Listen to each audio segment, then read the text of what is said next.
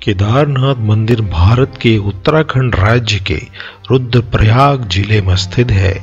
उत्तराखंड में हिमालय पर्वत की गोद में केदारनाथ मंदिर 12 ज्योतिर्लिंगों में सम्मिलित होने के साथ साथ 4 धाम और पंच केदार में से एक है। प्रतिकूल जलवायु के कारण यह मंदिर अप्रैल से नवंबर माह के मध्य ही दर्शन के लिए खुलता है। ऐसा माना जाता है कि इस मंदिर का निर्माण पांडव वंश के राजा जनमेजय ने करवाया था। यहाँ स्वयंभू शिवलिंग अति प्राचीन है, जिसका जीर्णोद्धार आदि शंकराचार्य ने करवाया था। उत्तराखंड में बद्रीनाथ और केदारनाथ 2 प्राचीनतम तीर्थ स्थल हैं। ऐसा माना जाता है कि केदारनाथ के दर्शन किए बगैर बद्रीनाथ की यात्रा निष्फल हो जाती है। इस मंदिर की आयु के बारे में कोई स्पष्ट प्रमाण नहीं है।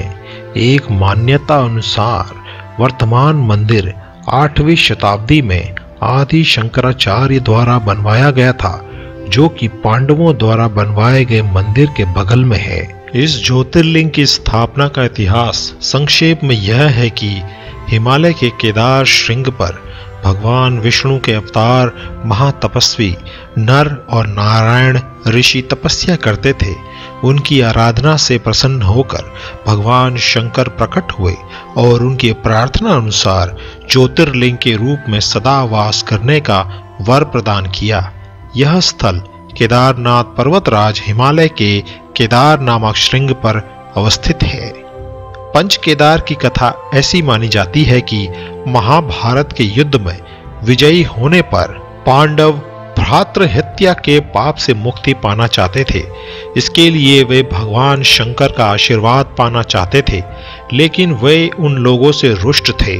भगवान शंकर के दर्शन के लिए पांडव काशी गए, पर वे उन्हें वहां नहीं मिले। वे लोग उन्हें खोजते हुए हिमालय तक आ पहुंचे। भगवान शंकर पांडवों को दर्शन नहीं देना चाहते थे, इसलिए वे वहां से अंतर्ध्यान होकर केदार में जा बसे। दूसरी ओर पांडव भी लग्न के पक्के थे। वे उनका पीछा करते करते केदार पहुंच गए। भगवान शंकर ने तब तक बैल का रूप धारण कर लिया और वे अन्य पशुओं में जा मिले। पांडवों को संदेह हो गया था, अतः भीम ने अपना विशाल रूप धारण कर 2 पहाड़ों पर पैर फैला दिया। अन्य सब गाय बैल तो निकल गए, पर शंकर जी रूपी बैल पैर के नीचे से जाने को तैयार नहीं हुए। भीम बलपूर्वक इस बैल पर झपटे, लेकिन बैल भूमि में अंतर्ध्यान होने लगा। तब भीम ने बैल की त्रिकोणात्मक पीठ का भाग पकड़ लिया। भगवान शंकर पांडवों की भक्ति दृढ़ संकल्प देखकर प्रसन्न हो गए। उन्होंने तत्काल दर्शन देकर पांडवों को पाप मुक्त कर दिया। उसी समय से भगवान शंकर बैल की पीठ की आकृति पिंड के रूप में श्री केदार में पूजे जाते हैं। ऐसा माना जाता है कि जब भगवान शंकर बैल के रूप में अंतर्ध्यान हुए तो उनके धड़ से ऊपर का भाग काठमांडू में प्रकट हुआ। अब यहाँ पशुपतिनाथ का प्रसिद्ध मंदिर है। शिव की भुजाएं तुंगनाथ में, मुख रुद्रनाथ में, नाभि पद्महेश्वर में और जटा कल्पेश्वर में प्रकट हुए। इसलिए इन 4 स्थानों सहित केदारनाथ को पंच केदार कहा जाता है।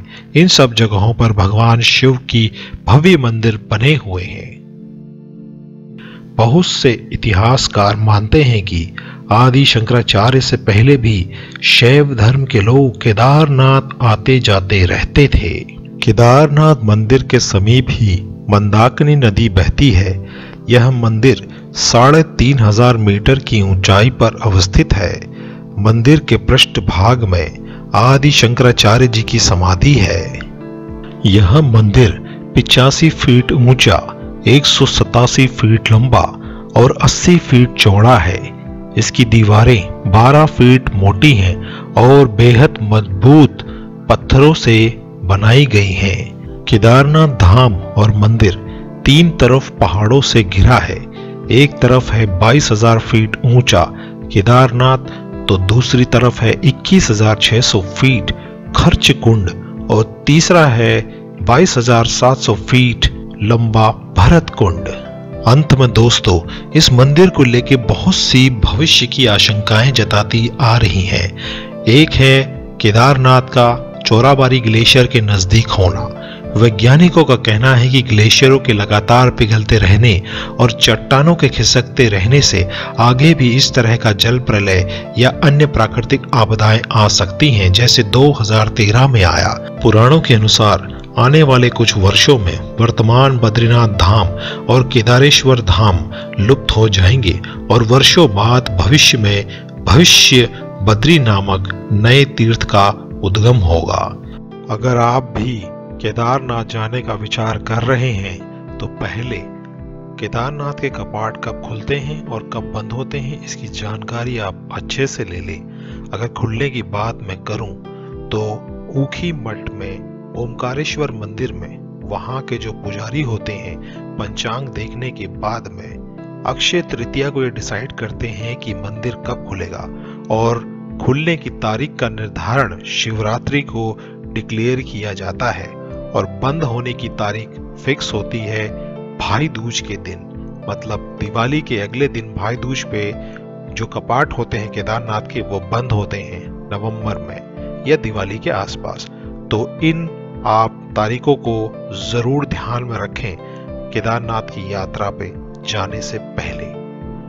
यदि आपको वीडियो पसंद आए तो लाइक, शेयर, सब्सक्राइब करना ना भूलें इस चैनल को, ताकि ऐसी वीडियोस मैं आपके लिए और भी ला सकूं। जय भोले, जय केदार, धन्यवाद।